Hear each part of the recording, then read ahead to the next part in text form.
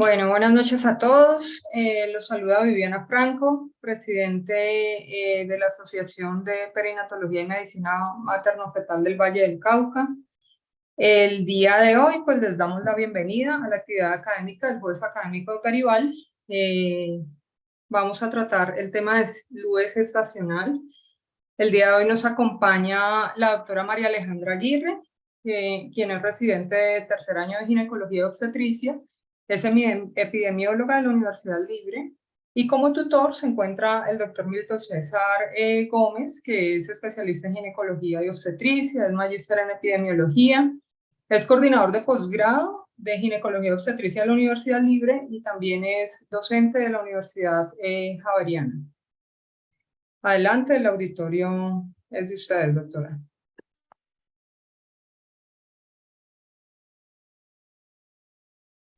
Bueno, buenas tardes para todos. ¿Me escuchan bien? Sí, perfecto. Bueno, de pronto el doctor Milton quiere decir algo antes de empezar. Gracias, Alejandra. No, primero que todo, darles un saludo. Bueno, no puedo encender la cámara, no tengo camarita. Pero quería darles un saludo al auditorio, felicitar a Viviana por la iniciativa. Muchas gracias por esos espacios que lo que persiguen es como entregar y compartir algunos conocimientos respecto a temas de interés en salud pública, sobre todo este de sífilis, en el cual estamos empeñados en lograr tal vez la meta de la estrategia ADMI Plus, de reducir la sífilis a menos de 0.5 por 1000 nacidos vivos. María Alejandra ha preparado una exposición, espero que sea de su agrado y que les deje también muchas enseñanzas al final. Sería interesante de pronto compartir algunas preguntas y discutir alrededor del tema. Muchas gracias, Alejandra, y el auditorio es tuyo. Bueno, buenas tardes para todos. Como ya lo han mencionado, el día de hoy vamos a hablar sobre sífilis gestacional. Me presento nuevamente, mi nombre es María Alejandra Aguirre Martínez, yo soy residente de tercer año de ginecología y obstetricia de la Universidad Libre de Cali, y pues esta charla le hice en acompañamiento del doctor Milton, que es nuestro coordinador de posgrado. Bueno, ya para empezar, entonces debemos tener en cuenta que la sífilis es una enfermedad que tiene una alta tasa de transmisión materno-infantil y que me puede provocar lesiones fetales que son graves. A pesar de que estas se pueden presentar en cualquier momento de la gestación, se han evaluado resultados adversos mayores a nivel del segundo y el tercer trimestre, y este puede cursar con muerte fetal temprana, muerte neonatal, un parto prematuro o un bajo peso al nacer. En las últimas décadas han habido importantes avances en cuanto al aumento de la esperanza de vida y la reducción de la morbimortalidad materna e infantil. Es por eso que ha sido necesaria la implementación de varias iniciativas y de estrategias que me impacten a favor de ese binomio madre-hija. Y por eso se crearon los Objetivos de Desarrollo Sostenible de la Organización de las Naciones Unidas. En lo que a nosotros nos compete, el objetivo 3, que lo que quiere es que al 2030 nosotros podamos poner fin a las muertes evitables tanto de los recién nacidos como de los menores de 5 años.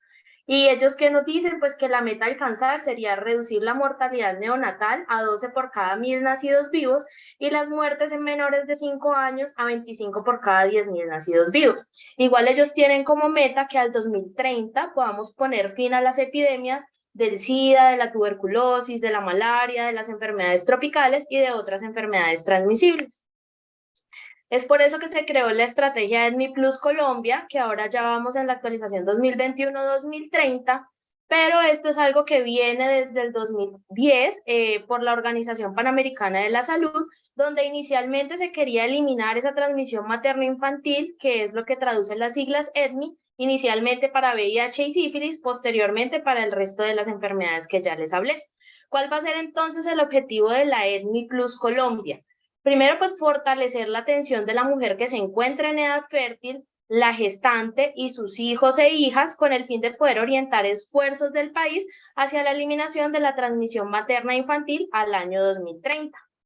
¿Cuáles van a ser estas metas que ellos tienen propuestas en la ADMI Plus? La primera, pues reducir el porcentaje de la transmisión materno-infantil del VIH a un 2% o menos, poder reducir la incidencia de la sífilis congénita, donde están incluidos los mortinatos, a 0.5 casos o menos por cada 1000 nacidos vivos, reducir la transmisión materno-infantil de la hepatitis B a un 2% o menos y lograr que al menos el 90% de los niños que tengan enfermedad de Chagas logren tener un resultado serológico negativo después de haber recibido el tratamiento. ¿Cómo van a implementar o van a cumplir ellos estas metas? Mediante unas estrategias que se propone en la guía, y en la primera pues está la promoción de la salud. La segunda es esa gestión integral de riesgo, que tiene 2 puntos importantes. El primero va a ser esa atención integral de la mujer que se encuentra en edad fértil. Pues aquí vamos a entrar en las citas preconcepcionales para poder hacer esa tamización de las enfermedades que ya hablamos, que están incluidas en la EDMI Plus. Y la segunda estrategia es que ya en las pacientes que tienen un diagnóstico positivo para estas enfermedades, pues logren tener una atención integral y un tratamiento oportuno. Finalmente está la gestión de la salud pública, donde se van a evaluar todas, mediante los entes territoriales y los agentes del sistema de salud, todas aquellas actividades de planeación, de implementación, de monitoreo y de evaluación de las estrategias que propone la EDMI Plus. Entonces ellos, como primer punto, como ya les había mencionado, tienen la atención de la mujer que asiste a la consulta preconcepcional. Aquí vamos a hacer todo ese tamizaje para los eventos que están comprendidos en la EDMI Plus. Vamos a confirmar los diagnósticos de las pacientes que tengan VIH, sífilis, hepatitis B o Chagas, tratarlas de manera adecuada y oportuna y además abordar sus contactos sexuales. El segundo punto ya va a ser la atención de la paciente que me llega embarazada al control prenatal. Aquí va a ser muy importante que nosotros logremos generar todas esas acciones de búsqueda para que logremos captar a todas esas pacientes e ingresarlas al control prenatal por debajo de las 10 semanas. Igual les vamos a hacer el tamizaje mediante el uso de pruebas rápidas, vamos a confirmar los diagnósticos mediante pruebas complementarias, vamos a garantizar el tratamiento oportuno, vamos a generar educación tanto en el parto como en el puerperio y la lactancia materna, e igualmente vamos a hacer el abordaje de los contactos sexuales.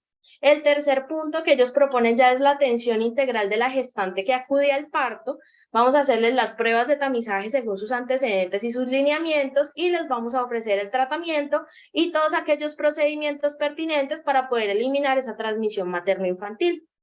El cuarto punto ya es garantizar la atención de estos hijos de madres que fueron positivas para el punto anterior y a ellos debemos garantizarles la profilaxis antirretroviral desde el nacimiento hasta semana 40, hasta el 42 día de nacimiento en aquellas pacientes que tienen VIH, asegurar fórmula láctea para estas pacientes, darle profilaxis a todo recién nacido que estuvo expuesto a la infección por sífilis y que no cumpla con la definición de caso de sífilis congénita.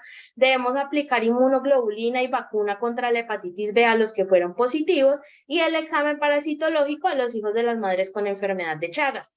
Y ya el último punto, que va a ser todo ese fortalecimiento de la atención de la madre, donde se va a ofrecer la anticoncepción posterior al parto y la educación en el periodo del puerperio, no solo para la madre, sino también para todo su núcleo familiar, y vamos a hacer el seguimiento del evento.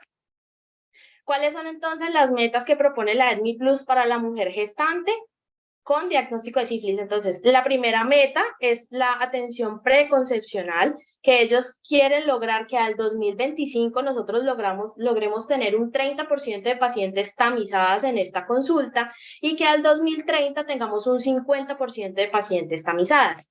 El segundo punto, que ya va a ser en las mujeres embarazadas, que al 2025 logremos tener un 90% de estas pacientes tamizadas y al 2030 un 95% de tamizaje. Y ya el último punto, que es en aquellas pacientes que ya tienen el diagnóstico, que al 2025 en un 90% tengan su tratamiento y al 2030 el 95% de estas pacientes tengan su tratamiento de acuerdo a los lineamientos de nuestra guía de práctica clínica. Ya para empezar a hablar entonces de la sífilis, esta es causada por el treponema pallidum. Como ya sabemos, esta es una bacteria que es gram negativa, es espiralada y tiene una alta motilidad. Su mecanismo de transmisión es por vía sexual al penetrar la membrana de las mucosas y se habla que esta tiene un mayor riesgo de transmisión en los casos de sífilis temprana, es decir, cuando estamos en la sífilis primaria y secundaria, y esto es debido a que en estos periodos es donde tenemos mayor carga bacteriana. Hablando epidemiológicamente, se ha reportado hasta 12 millones de casos nuevos año, de los cuales 2 millones van a corresponder a las pacientes embarazadas y de estas un 25% pueden cursar con abortos espontáneos. En Estados Unidos, en el 2001 se detectaron las tasas más bajas en la historia de sífilis, pero ha habido un aumento anual y al 2017 se hablaba que ya había una tasa de 23.3 por cada 100.000 nacidos vivos, lo que aumentó en un 153%, pues la prevalencia de esta enfermedad. El CDC en el 2015 nos describió que el 21% de las mujeres que dieron a luz un recién nacido con sífilis congénita o no tenían controles prenatales, o en un 43% solo tenían 1 o 2 controles prenatales y que adicional no habían recibido tratamiento, y que en un 30% de estas pacientes pues no habían tenido un tratamiento adecuado. Para hablar de las cifras a nivel Colombia, el Instituto Nacional de Salud nos aportó al 2022 una prevalencia de 17.2 casos por cada 1.000 nacidos vivos de sífilis gestacional. En cuanto a la proporción de gestantes que fueron tamizadas para sífilis al año 2020, se habló que era del 80%. La proporción de gestantes que habían sido tratadas para esta fecha había disminuido al 64%, pero el tratamiento de los contactos sexuales a esta fecha nos había aumentado al 80.6%. Para hablar del Valle del Cauca, en 2023, hasta las semanas epidemiológicas que llevamos, se había reportado una incidencia de 25.8 por cada 1.000 nacidos vivos, de los cuales el 10% hacían parte de la población migrante, el 94% estaban en una cabecera municipal, en un 21% pertenecían a los afrocolombianos y en un 58% estas pacientes hacían parte del régimen subsidiado. En cuanto a la atención de los casos de sífilis para el Valle del Cauca, se encontró que en cuanto al trimestre en el cual le realizaron el diagnóstico de sífilis a la madre, se encontró que aquellas que estaban en el primer trimestre se diagnosticaron en un 58%, en el segundo trimestre en el 20% y en el tercer trimestre en el 21%.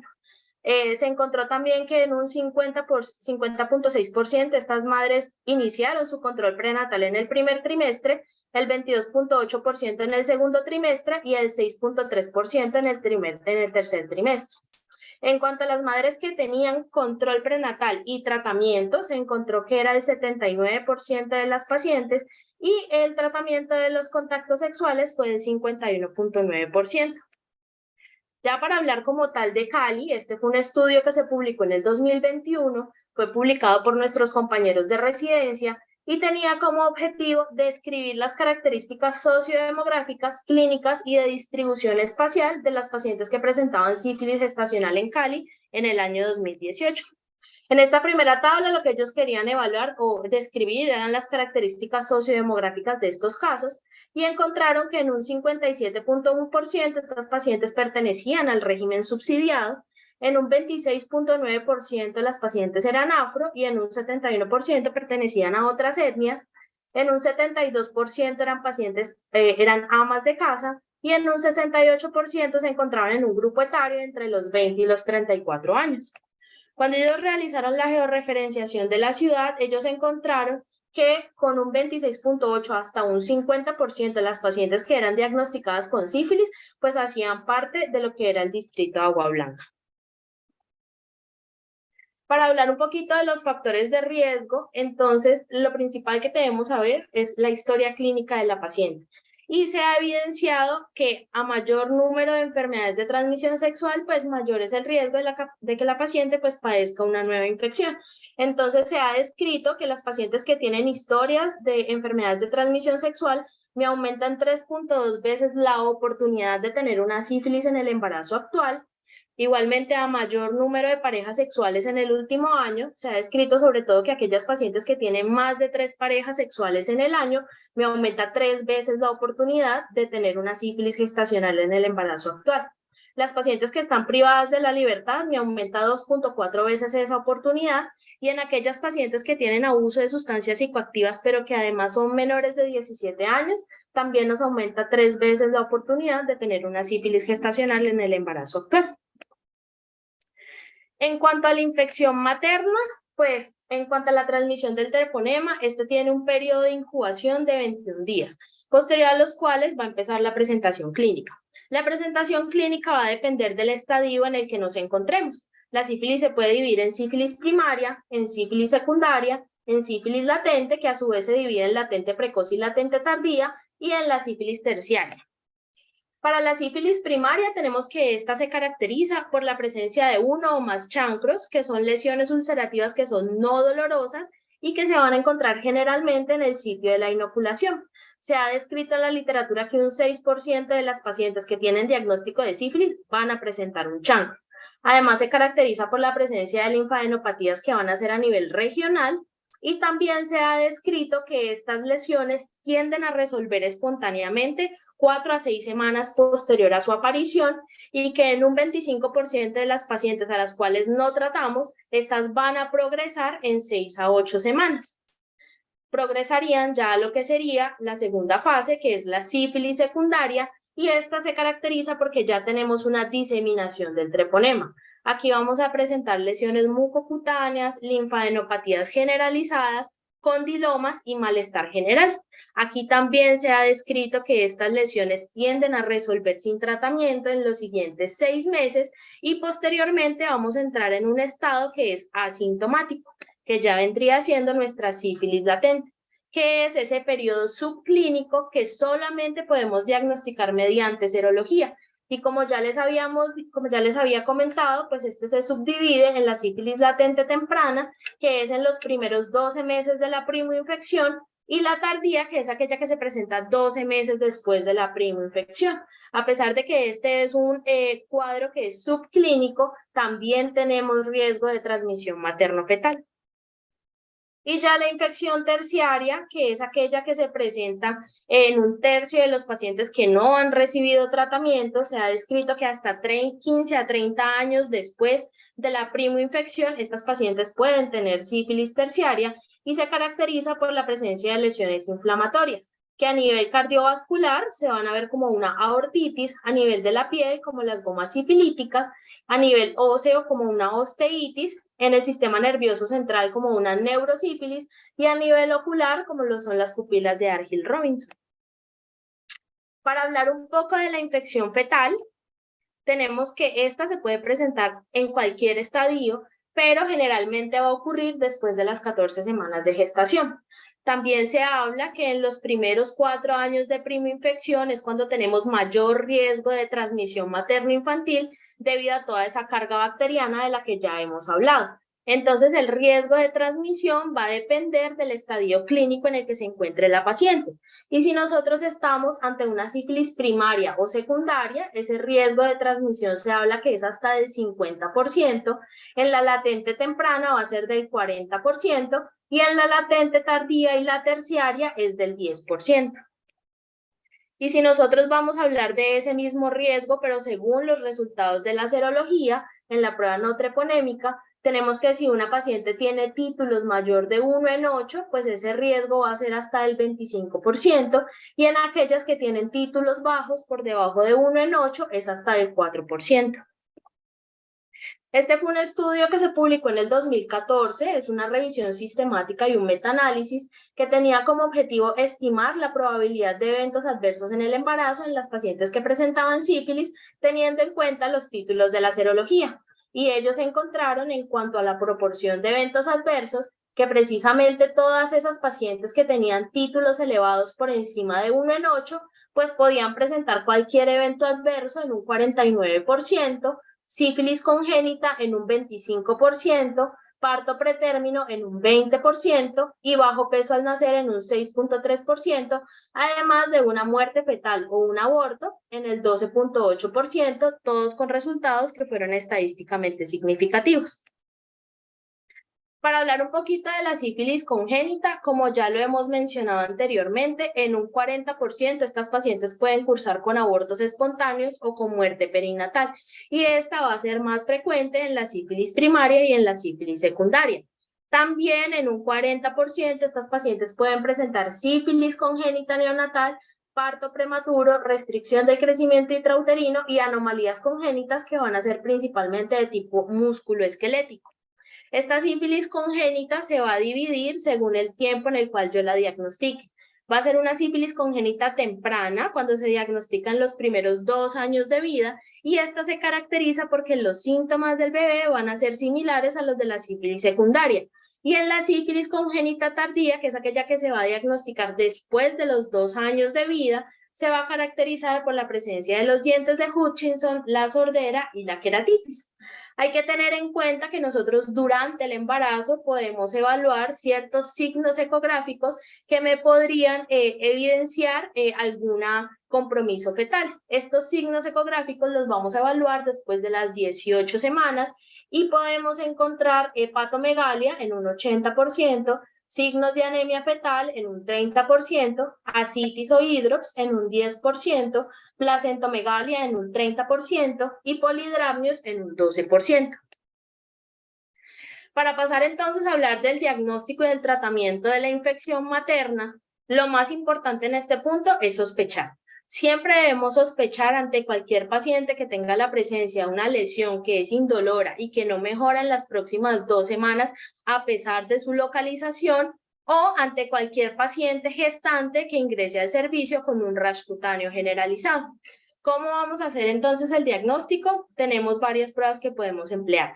Entre ellas tenemos los test no treponémicos, que son la BDRL y la RPR, que esta me va a detectar anticuerpos no específicos, me van a reflejar el grado de actividad en títulos y me puede evaluar tanto la respuesta del tratamiento como la evolución de la enfermedad.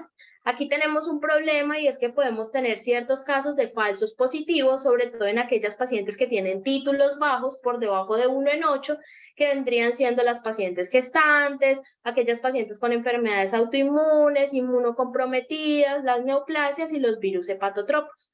Se ha evaluado un rendimiento diagnóstico de esta prueba con una sensibilidad en la sífilis primaria entre el 78 y el 80%, en la secundaria de un 100%, en la latente de un 96 a un 98% y en la terciaria de un 71 a un 73%, con una especificidad que va del 95 al 99%. Y tenemos los test no treponémicos que sí me van a determinar anticuerpos que son específicos contra el treponema, tienen una elevada especificidad, van a permanecer siempre positivas en el tiempo, se van a positivizar en la primoinfección antes que las pruebas no treponémicas, sobre todo aquellas que son de IgM. Y se ha descrito que tienen una sensibilidad del 95 al 99%, con una especificidad también del 95 al 99%.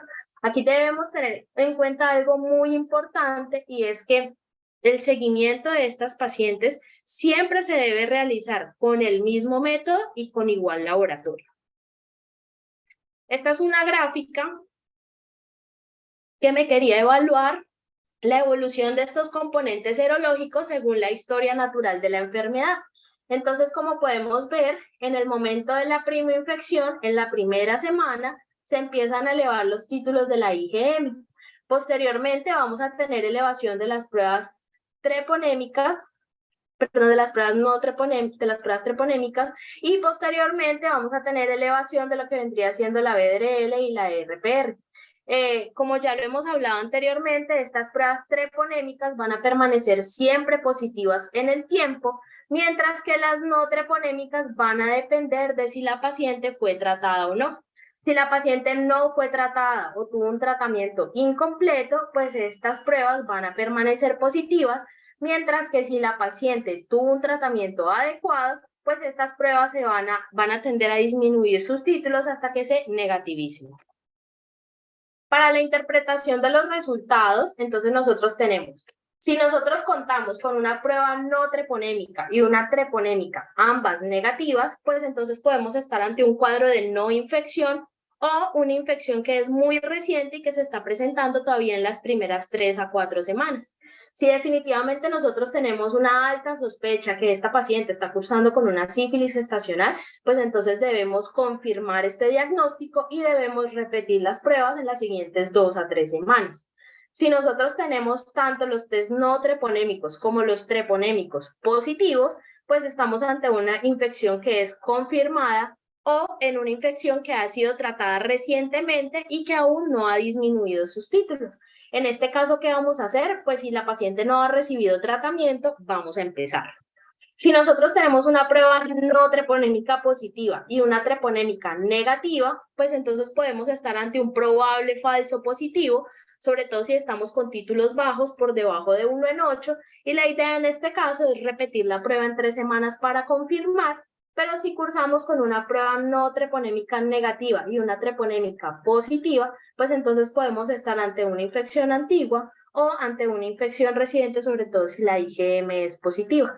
¿Qué vamos a hacer en este caso? Pues confirmar el diagnóstico o dar el tratamiento si la paciente no lo ha recibido. ¿Qué nos dice nuestra guía de práctica clínica? Nuestra guía nos dice que toda paciente gestante que acude al control prenatal le debemos hacer una historia clínica completa haciendo énfasis en las enfermedades de transmisión sexual.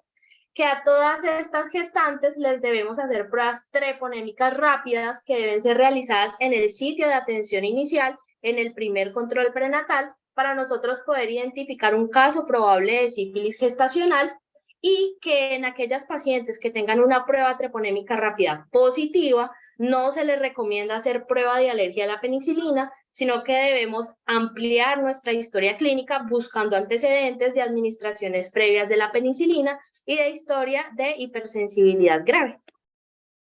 La OMS nos dice que nosotros debemos hacer tamizaje a todas las mujeres embarazadas desde el primer control prenatal, sobre todo aquellas pacientes que tienen una baja cobertura para el tamizaje, además del tratamiento, y en aquellas pacientes que podamos tener una pérdida del seguimiento, y que estas pacientes siempre deben ser tamizadas con pruebas rápidas. Se ha descrito en la literatura que en las zonas de baja prevalencia para sífilis, es decir, menos de un 5%, nosotros podemos aplicar una única prueba rápida, pero si nosotros estamos ante una zona de alta prevalencia, más del 5%, por ejemplo, como nuestra ciudad, pues entonces debemos implementar la prueba rápida, que de ser positiva, la paciente debe recibir inmediatamente la primera dosis de penicilina y realizarse la prueba RPR para poder confirmar el diagnóstico. Si esa RPR es positiva, pues entonces debemos continuar el tratamiento y debemos continuar el seguimiento con la misma prueba.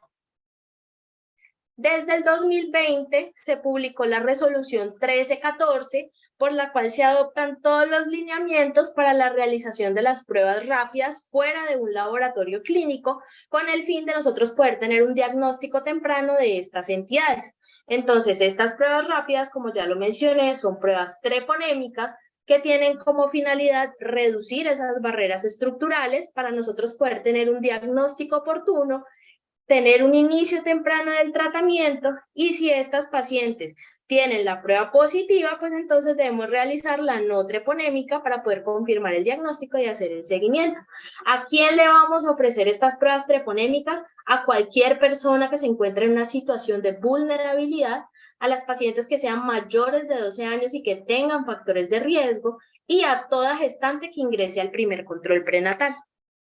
¿Cuáles son las ventajas que tienen estas pruebas rápidas? Pues que son exámenes sencillos, que se pueden aplicar en el lugar de la consulta, que me supera la falta de acceso a los laboratorios y las bajas tasas de retorno de los pacientes, y además tiene menores efectos pro zona. Este fue un estudio que se publicó en el 2020 en el cual querían evaluar el rendimiento diagnóstico de las pruebas rápidas para el diagnóstico de sífilis, y ellos encontraron una sensibilidad del 98.5% con una especificidad del 95.9%. Aquí entonces vamos a implementar lo que sería el algoritmo reverso de diagnóstico, donde nosotros vamos a empezar con una prueba treponémica rápida, que de ser negativa, pues es porque la paciente probablemente no está cursando con una infección por sífilis, pero que de ser positiva debemos tomar una prueba no treponémica confirmatoria. Si esa prueba no treponémica es negativa y nosotros pues seguimos con una sospecha, debemos repetir la prueba, igual como ya les voy a mencionar más adelante, las pacientes embarazadas deben tener control trimestral de las pruebas rápidas.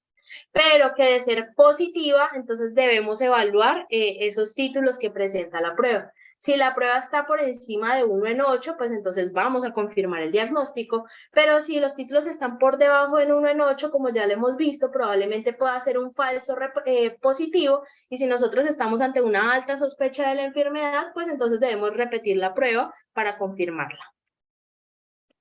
Hay un punto muy importante y es que a pesar de que nosotros podemos tener invasión de la espiroqueta en cualquiera de los estadios de la sífilis, hay un punto muy importante y son aquellas pacientes que ya han sido diagnosticadas con sífilis y que tienen más de 2 años en los cuales no han logrado tener criterios de curación a pesar de tener un tratamiento adecuado.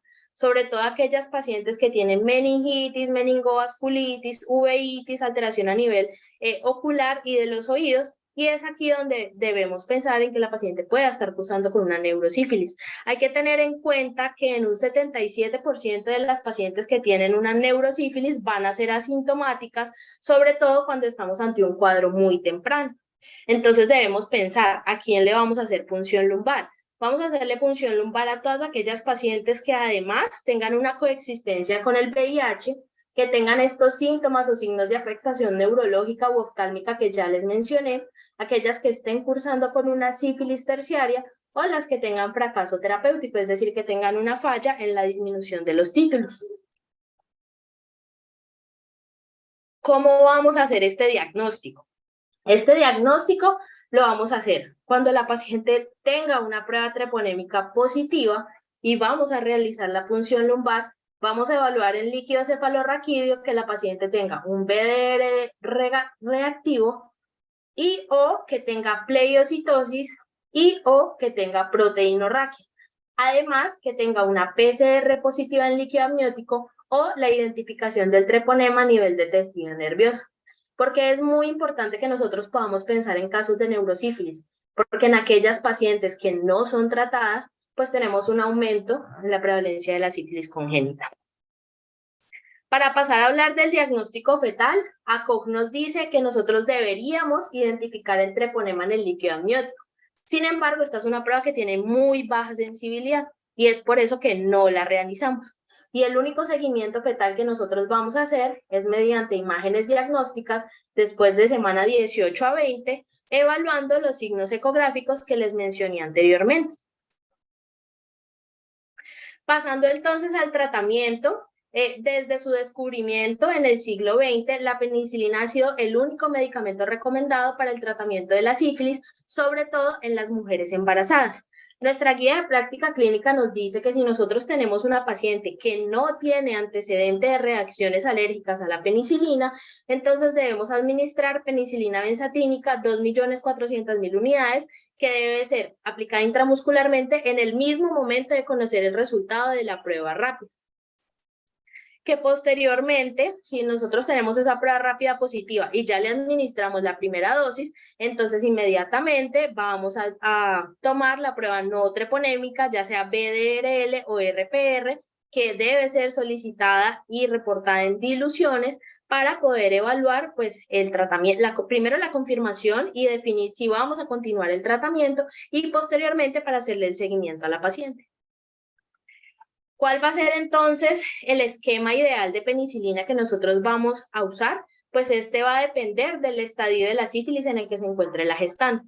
Si nosotros estamos ante un caso de sífilis temprana, es decir, en el primer año de primoinfección, que aquí nos va a incluir lo que es la sífilis primaria, secundaria y la latente temprana, entonces vamos a dar 2.400.000 unidades de penicilina benzatínica intramuscular en dosis única.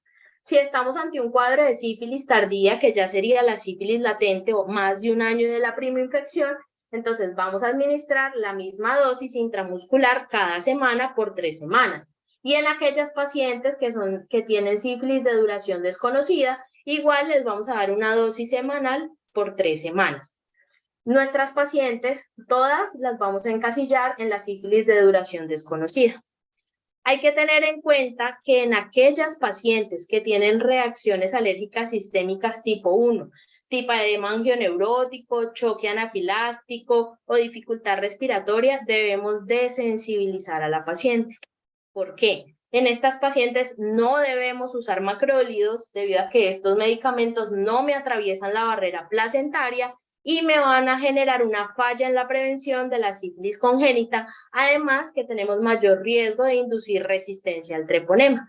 ¿Cómo vamos a desensibilizar a esta paciente?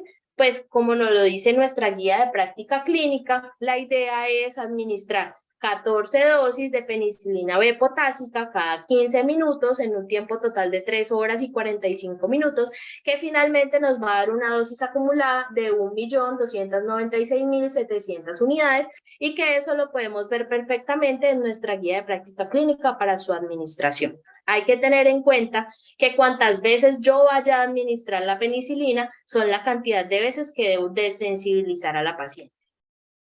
Hay que tener en consideración un punto muy importante, y es aquel recién nacido, ya sea mortinato o nacido vivo, hijo de una madre con sífilis gestacional y que no haya recibido tratamiento, o que ese tratamiento haya sido inadecuado y que la última dosis de penicilina benzatínica haya sido mayor de 30 días antes del momento del parto, debemos pensar que esta es una sífilis congénita por nexo epidemiológico y es un recién nacido que debe recibir profilaxis antibiótica.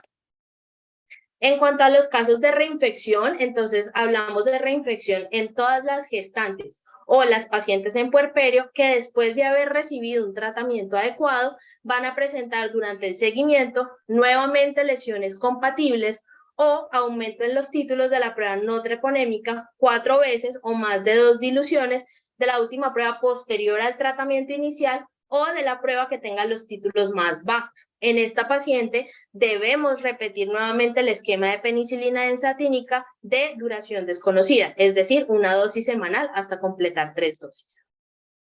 El CDC nos habla que, como la penicilina es la única opción de tratamiento, debemos diferenciar la alergia, cuyo único tratamiento es desensibilizar de la paciente, de esta reacción. Esta reacción se caracteriza por la presencia de fiebre, cefalea y mialgias que se presentan en las 24 horas posterior a iniciar el tratamiento para sífilis y que es común en aquella sífilis temprana donde hay mayor carga bacteriana y que asociado las pacientes pueden cursar con un parto prematuro y con un sufrimiento fetal. Realmente el tratamiento para esta reacción es darle soporte vital al bebé y pues esperar a que pase la reacción. En cuanto a las parejas sexuales, se recomienda que todas las parejas sexuales de las pacientes con sífilis gestacional deben ser captadas, ya sea por tarjeta de notificación o mediante la búsqueda activa para nosotros poder brindar el tratamiento. A estas personas no las vamos a diagnosticar con pruebas, sino que inmediatamente van a empezar el tratamiento, y este tratamiento es con el esquema de sífilis de duración desconocida, es decir, la penicilina benzatínica, 2.400.000 unidades, una dosis semanal por 3 semanas. Y en caso de que el paciente tenga alergia a la penicilina, pues aquí sí se recomienda como un esquema alternativo la doxiciclina 100 miligramos cada 12 horas por 14 días.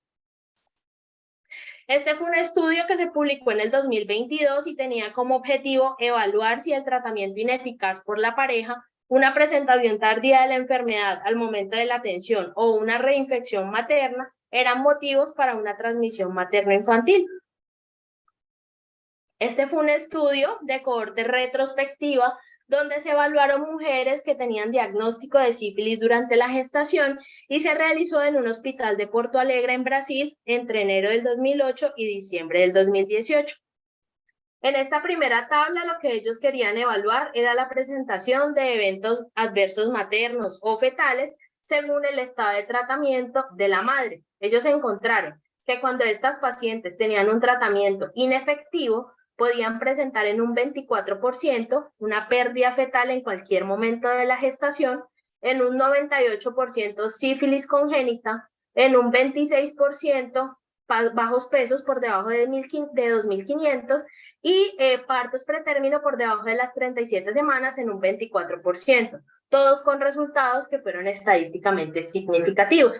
Y en cuanto a la presentación de esos mismos eventos adversos, maternos o fetales, según el estado de tratamiento de la pareja, se encontró que en aquellos pacientes que no tenían tratamiento o que el tratamiento era inadecuado, pues estos podían presentar en un 21.4% una pérdida fetal en cualquier momento de la gestación, en un 93% sífilis congénita, en un 24% pesos por debajo de 2.500 y en un 22% partos pretérmino por debajo de las 37 semanas, también con resultados que fueron estadísticamente significativos. Al hacer ellos el análisis multivariado, encontraron que en aquellos pacientes que habían tenido un tratamiento inefectivo para sífilis, pues aumentaba el riesgo 4.5 veces de nosotros tener una pérdida fetal en cualquier momento de la gestación, comparado con aquellas pacientes que sí habían tenido un tratamiento efectivo. Que cuando las pacientes no tenían control prenatal, me aumentaba ese riesgo 9 veces para yo tener una pérdida fetal en cualquier momento de la gestación. En cuanto al tratamiento de la pareja, encontraron que cuando la pareja tenía un tratamiento adecuado, pues se comportaba como un factor protector para cualquiera de los eventos adversos fetales. Que si nosotros diagnosticábamos la sífilis durante el trabajo de parto, me aumentaba hasta 3 veces el riesgo de tener una muerte fetal comparado con aquellas pacientes que sí habían tenido un diagnóstico temprano en el control prenatal, y que cuando ellos evaluaban el grado de títulos, cuando tenían unos títulos por encima de 1 en 64, pues me aumentaba 1.45 veces el riesgo de tener una pérdida fetal, 2.9 veces el riesgo de tener un bajo peso al nacer, 3 veces el riesgo de tener un parto pretérmino y 2 veces el riesgo de tener un recién nacido sintomático, todos con resultados que fueron estadísticamente significativos y comparado con aquellas pacientes que tenían títulos por debajo de 1 en 8. La conclusión a la que llegó este estudio es que se deben fomentar iniciativas de salud pública que me promuevan el tratamiento efectivo de la sífilis, llevando a un mayor acceso de la atención prenatal de alta calidad y considerar el tratamiento de la pareja para poder reducir el riesgo de sífilis congénita. Ya para acabar la charla, entonces vamos a hablar del seguimiento. Nuestra guía de práctica clínica nos dice que el seguimiento en las pacientes que tienen una primera prueba treponémica rápida negativa, pues entonces vamos a seguir haciendo esta prueba rápida en cada trimestre y hasta el trabajo de parto, pues para evaluar una nueva infección. Que en aquellas pacientes que ya han sido diagnosticadas, este seguimiento lo vamos a hacer es con una prueba no treponémica, ya sea PDRL o RPR, según la que hayamos tomado en el primer control después de la administración de la primera dosis. Siempre debe ser reportada en diluciones, como ya los vimos, para poder evaluar la mejoría del tratamiento. Y que en los contactos sexuales, como ya lo dijimos, pues no vamos a realizar pruebas diagnósticas.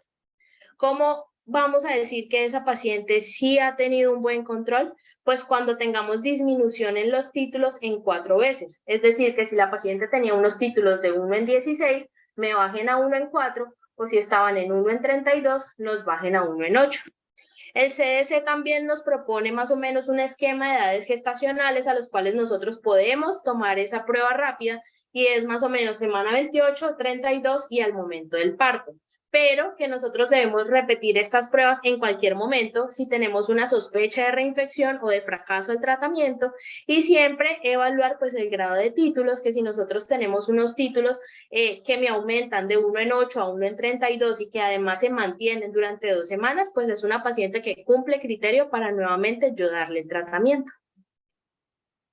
Para concluir entonces nuestra charla, debemos tener en cuenta que toda mujer embarazada desde su primer control prenatal debe ser tamizada para sífilis, que si nosotros tenemos una prueba positiva, debemos iniciar el tratamiento en el primer momento y confirmar con una prueba no treponémica para definir si se completa el esquema o no, que el seguimiento de estas pacientes se realiza con las pruebas no treponémicas, que deben ser siempre reportadas en diluciones. Y recordemos lo más importante, siempre debe ser la misma prueba.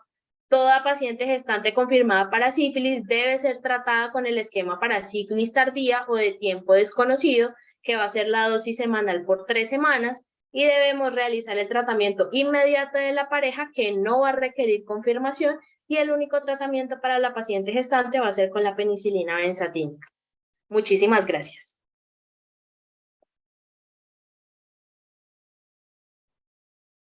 Excelente, doctora. Muy buena la revisión del tema, muy completa.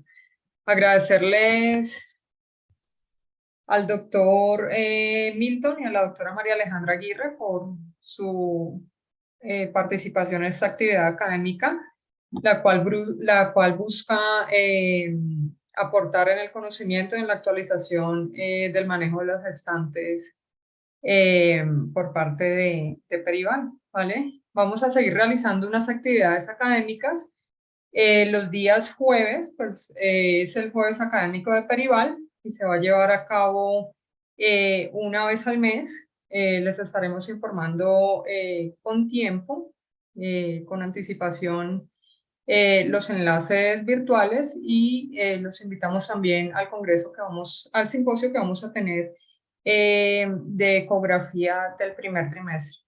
Doctor Milton Gómez y doctora María Alejandra, muchas gracias. No sé si hay preguntas.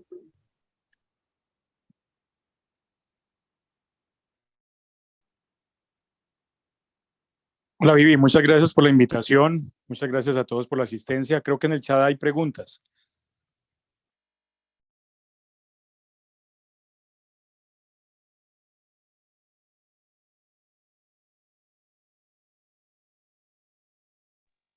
Bueno, una de las preguntas la realiza el doctor Juan Pachón. ¿Al cuánto tiempo después del tratamiento de la gestante se debe solicitar la prueba de BDRL?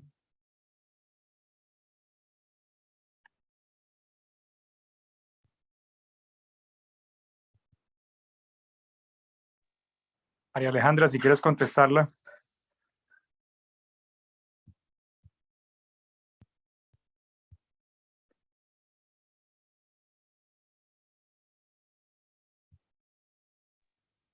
Bueno, creo que María Alejandra se desconectó. Un tema técnico, Vivi, para la pregunta es, la idea primero es que las pruebas de seguimiento sean similares, las pruebas no treponémicas. Si decidimos hacer BRL o RPR, ojalá sea la misma prueba siempre, ojalá en el mismo laboratorio siempre e idealmente por la misma persona, porque hay una variabilidad entre el observador que puede alterar los títulos también en el reporte. Pero la idea también es cierto que después de tratamiento, sobre todo en pacientes que tienen títulos altos de serología, y ya hablamos de títulos altos generalmente por serologías de 1 en 16 o más, esas pacientes tienen una respuesta importante treponémica después del tratamiento con penicilina, y los títulos, si los medimos muy cercanos, generalmente dentro de las 4 semanas siguientes a el tratamiento, puede incluso el título darnos más alto. Por eso se aconseja que estas pacientes no tengan seguimientos menores, ojalá entre 6 y 8 semanas, y lo que nos recomienda el CDC es que hagamos seguimiento a los 3 meses, porque los títulos, dependiendo del estadio de la sífilis, si es sobre todo una sífilis latente, no van a caer tan rápido, pueden mantenerse incluso estables hasta por un año antes del descenso de esos títulos. En las etapas primarias o secundarias, pues es mucho más rápido el descenso, generalmente lo vemos dentro de los primeros 6 meses, por eso el intervalo a los 3 meses, digamos, el control es una muy buena opción.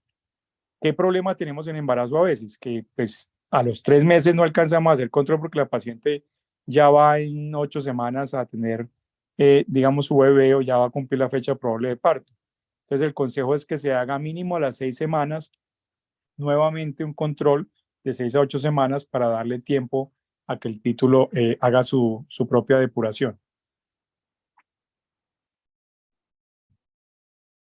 Doctor, pregunta el doctor Ángel Eduardo Luna, una paciente con un embarazo de 20 semanas con una prueba rápida positiva y una BDRL de 1 en 2 diluciones. La conducta. Esa es una muy buena pregunta. Bueno, Aleja, dale. Adelante, Aleja. Pues lo ideal siempre va a ser igual confirmar el diagnóstico. La prueba se debería repetir en las siguientes 2 a 3 semanas y evaluar si estos títulos siguen aumentando o definitivamente no, y lo vamos a considerar de pronto una cicatriz inmunológica. Pero como también lo evaluaba el CDC, decía que si nosotros teníamos un diagnóstico, lo ideal no sería repetir las pruebas confirmatorias en menos de 8 semanas, que era lo que estaba hablando el doctor Milton ahora. Ahí hay que hacer, Aleja, una aclaración importante, es que ahí, por ejemplo, podemos enfrentarnos a 2 situaciones en esos casos. Lo cierto es que primero, si se da la situación de que es una prueba treponémica positiva, es decir, una prueba rápida positiva, y tenemos una prueba de BRL o RPR en 2 diluciones, la guía de práctica clínica lo que nos dice es que hagamos tratamiento, iniciemos tratamiento en esa paciente y podemos hacer un control de serología de esa paciente, como decíamos ahora. Si damos tratamiento, no lo hagamos antes de 6 semanas. En situaciones donde la prevalencia es baja, que no es la situación del país, se puede optar por la segunda ruta que decía Alejandra ahora, que era esperar y hacerle una prueba treponémica a la paciente nuevamente en 3 o 4 semanas y ver si el título sigue estable o no. Porque si sigue estable, es muy probable que sea una cicatriz inmunológica. Si la paciente tiene una prueba treponémica positiva, quiere decir que es un antecedente y la paciente puede tener una sífilis anterior sin tener una sífilis actual, que es básicamente el problema al que nos enfrentamos, dilucidar si la paciente tiene una serología también positiva. Pero en nuestro medio nos toca es prueba treponémica, perdón, positiva, con prueba no treponémica positiva, independientemente del título a tratar. Y si es un título bajo y sospechamos que es un falso, que no es una cicatriz serológica y que la paciente no tiene una infección reciente, pues hacerle un control en 6 semanas otra vez de BRL o RPR y mirar ese título para dónde va. Si el título no se mueve, incluso el título decae, es muy probable que esa paciente tenga una cicatriz inmunológica previa, pero que en el contexto nuestro, generalmente esas pacientes terminan con tratamiento por la indicación de iniciarlo tempranamente y por un tema de oportunidad de tratamiento que tenemos en nuestro medio. Aleja les hablaba al principio el porcentaje de pacientes que aún no terminan con tratamiento completo siendo diagnosticadas con sífilis en nuestro medio, que pues espera que con la estrategia ojalá lleguemos al 100% o por lo menos el 99% de las pacientes puedan tener tratamiento completo durante su gestación.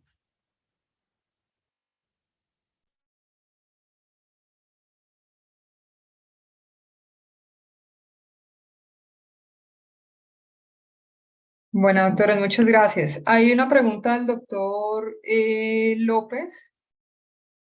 Bueno, agradece por la conferencia. Si tengo una paciente quien tuvo diagnóstico de LUES, fue tratada completamente y su pareja también. Se hace BDRL seguimiento a los 3 meses, tiene unos títulos de 1 en 2 diluciones y consideran un nuevo control en 6 meses. Bueno, perdón. Consideran un nuevo control en 6 semanas.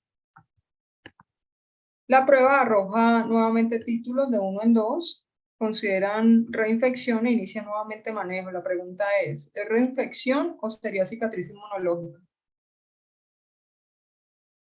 Pues esa pregunta viene muy ligada a lo que ya hemos hablado anteriormente, porque la idea es evaluar que ese grado de títulos no aumente. Si nosotros tenemos un aumento en 4 veces los títulos, entonces ahí consideraríamos que es una reinfección. Pero si los títulos permanecen estables en títulos muy bajos en 1 en 2, entonces vamos a considerarlo una cicatriz inmunológica, porque no todas logran negativizarse, sino que algunas van a permanecer positivas con títulos bajos. Sí, la respuesta está muy bien. Ahí la consideración siempre es que para casos de cicatriz inmunológica, igual esas pacientes se consideran a riesgo, porque es una paciente que ya estuvo expuesta a sífilis y debemos enfocarla como una paciente de alto riesgo de reinfección. Por eso los títulos hay que seguirlos y hay que acogerse a lo que la guía de práctica clínica dice, de hacer la serología por lo menos en cada trimestre y en el momento del parto tener actualizada esa serología para tomar decisiones de acuerdo a la evolución de los títulos.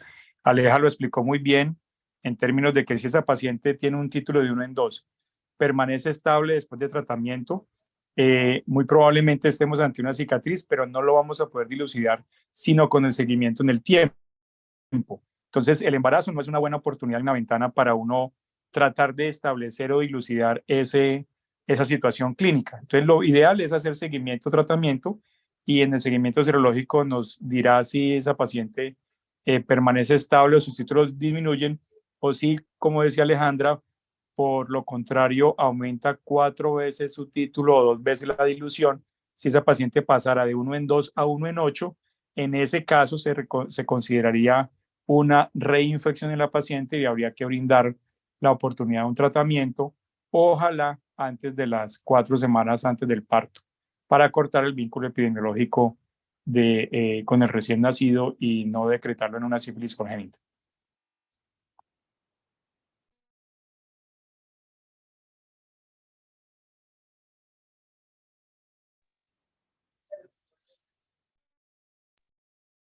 Bueno, doctor, preguntan el doctor Carbonell que si hay, en el caso de una paciente con diagnóstico teniendo el riesgo de anafilaxia asociada al uso de penicilina, que si es urgente estas pacientes tratarlas en el momento inmediato, independiente de la hora o el sitio donde se encuentren, o si puede ser idealmente en unas condiciones seguras en una institución pues donde se cuente con los recursos para la atención en caso de que la paciente haga alguna reacción.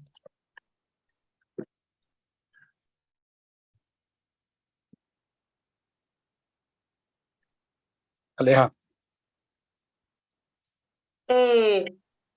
¿Me puedes repetir, por favor? Es que casi se me fue la señal un poquito. Bueno, el doctor Carbonell pregunta, doctora, si el uso de la penicilina se debe hacer, pues inmediatamente se hace el diagnóstico de la paciente, independiente pues como del sitio, de las condiciones o que sea de pronto un horario nocturno, o si idealmente se debe realizar pues en condiciones seguras en el transcurso del día donde se encuentre pues con un equipo disponible ante cualquier eventualidad.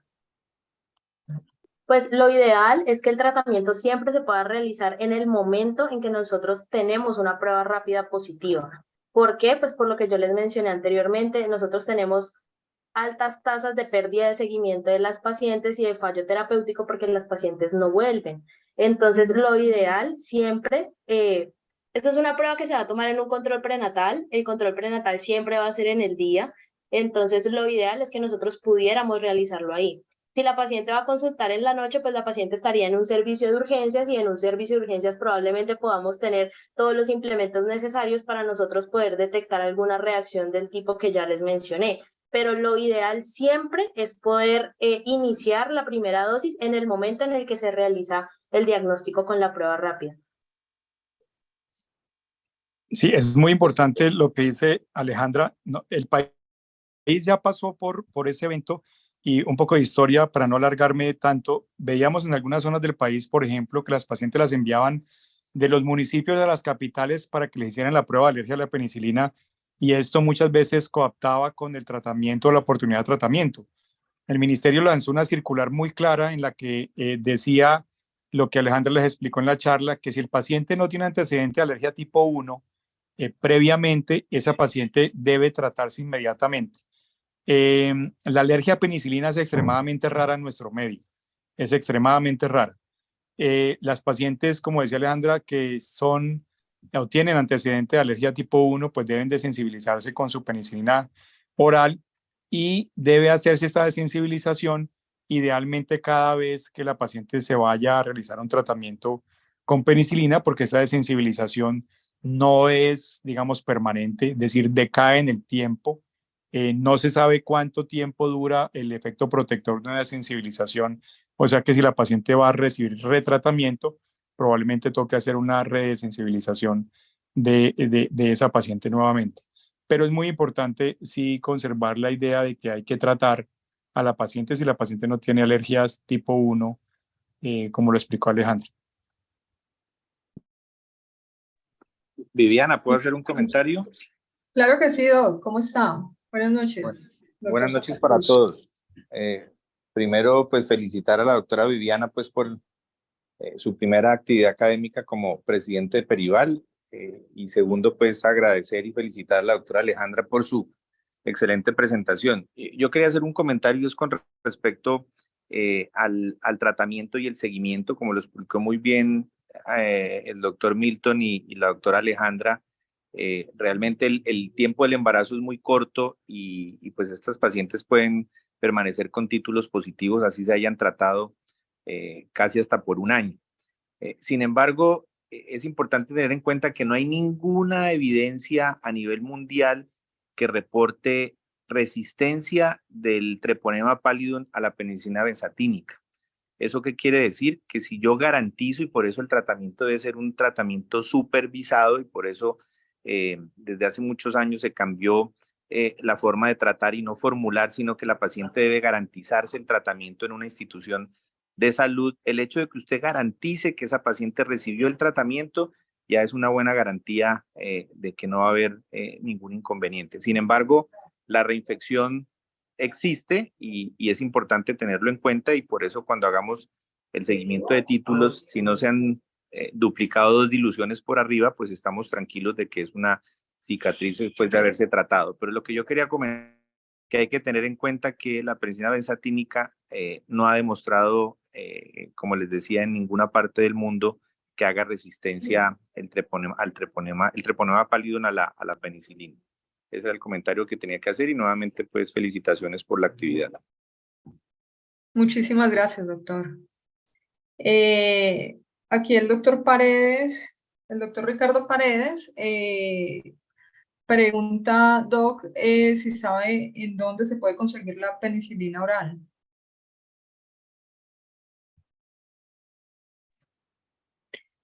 La fenoximetilpenicilina generalmente se consigue en farmacia, es decir, cada vez es más difícil conseguirla porque pues, es un medicamento que en este momento, por ejemplo, utilizaban mucho los pediatras, pero cada vez lo utilizan menos y se ha puesto bastante escasa. Hay una forma alternativa de hacer desensibilización, que es la fórmula endovenosa, que se hace con penicilina cristalina. Es decir, estos esquemas, por ejemplo, de desensibilización con penicilina cristalina, pues son un poquito más complejos que los orales, por eso los orales han ganado tanto espacio, pero en caso tal de que no se llegue a conseguir, hay que pasar a la paciente a un protocolo de desensibilización endovenosa que amerita, al que la desensibilización oral, que la paciente esté en un sitio donde haya equipo de reanimación cardiopulmonar para tratar de responder ante un evento que se presente durante el proceso de la desensibilización. Bueno, doctor, para finalizar, la doctora Adriana Sofía Arango pregunta que si la prueba rápida negativa, se presenta una prueba rápida negativa en el primer trimestre, la cual se hace positiva en el segundo trimestre. ¿Por qué no considerarla en gestante como sífilis menor a 1 año y solo una dosis de penicilina benzatínica?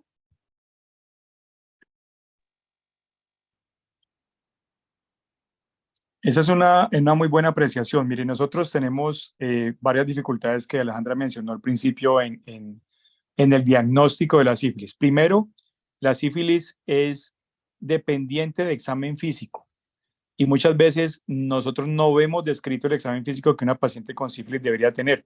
La paciente con sífilis debería tener una pesquisa de pies a cabeza, incluyendo de manera inexorable que esa paciente tenga una especuloscopia y un examen genital muy completo, dado que el chancro es asintomático y si nosotros no hacemos examen físico completo, jamás vamos a diagnosticar una sífilis primaria. Lo segundo es que de manera constitucionaria nosotros vemos también que la gran mayoría de nuestras pacientes quedan clasificadas como sífilis indeterminada y la paciente lleva 3 dosis de penicilina benzatínica. Pero a veces tenemos estos antecedentes que menciona Adriana, de que usted tiene una serología inicialmente negativa, treponémica, y después se positiviza a los 2, 3, 4 meses. Pues esa paciente está en una sífilis muy probablemente primaria o máximo secundaria, y ahí sería suficiente si una sola dosis. Entonces, a veces nos falta un poquito de ser más acuciosos en la determinación del estadiaje de la sífilis, y la mayoría de veces pues optamos por tratamientos de 3 dosis consecutivas independientemente de que se pueda realizar o no este tipo de estadiaje. Entonces, el llamado que está haciendo Adriana es también a ser un poquito más rigurosos en ese estadiaje y no sobretratar la paciente, que muy probablemente en nuestro medio muchas veces lo hacemos de manera casi rutinaria.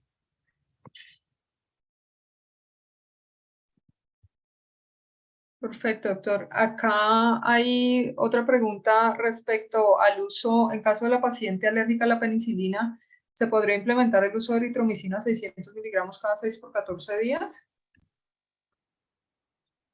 Aleja. Realmente el protocolo dice que el único tratamiento para la paciente gestante es la penicilina, que como yo lo mencioné, de hecho no deberíamos usar macrólidos porque este no pasa la barrera placentaria y podríamos tener fallas en cuanto a la protección pues del feto. Y la guía de práctica es muy enfática en decir que el único tratamiento es la penicilina benzatínica y si la paciente tiene reacciones alérgicas tipo 1 se debe desensibilizar.